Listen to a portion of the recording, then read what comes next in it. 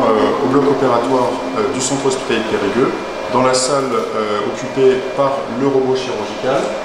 Le robot chirurgical a été acquis au mois de juillet par l'hôpital, et donc je vais vous faire une petite description. Donc, vous avez ici le chariot patient sur lequel sont arrimés les 4 bras du robot, un bras pour la caméra, 2 bras pour opérer et un pour exposer, pour aider le chirurgien lors de l'intervention.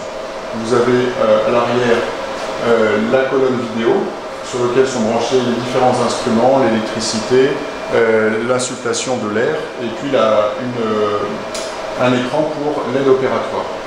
Et ici vous avez la console du chirurgien qui est donc à distance du malade et qui est relié bien sûr au robot, et le robot va refaire exactement les différents gestes qui ont été commandés par le chirurgien à partir de cette console.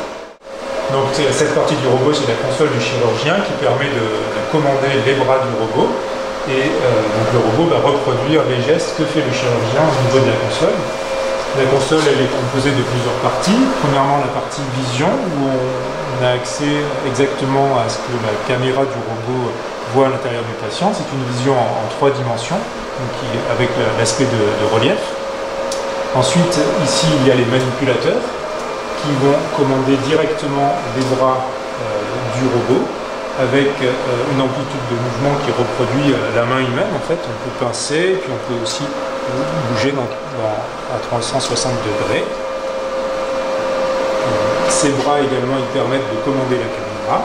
Puis vous avez une partie pédalier avec une pédale pour bouger la caméra et aller observer vraiment l'endroit que l'on veut opérer.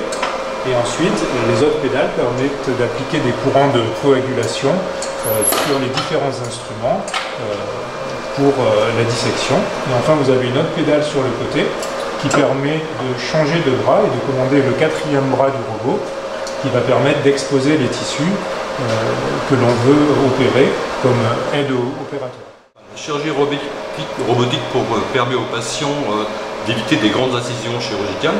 Ça permet de faire des petites incisions. Donc, s'il y a des petites incisions, il y a moins de traumatisme pour le patient, il y a moins de douleur, il y a un retour à l'état normal plus rapidement. Parmi les autres avantages, il y a moins de saignements opératoires, donc on évite de faire des transfusions sanguines aux patients post-opératoires, et ça permet aux patients également d'avoir des durées d'hospitalisation diminuées. Cette console, on vous propose de venir découvrir le robot chirurgical au cours d'une journée de démonstration le 8 décembre. Donc le robot sera exposé dans le hall du centre hospitalier de Périgueux, et on connectera des instruments de démonstration, et à tour de rôle vous pourrez essayer de manipuler les instruments.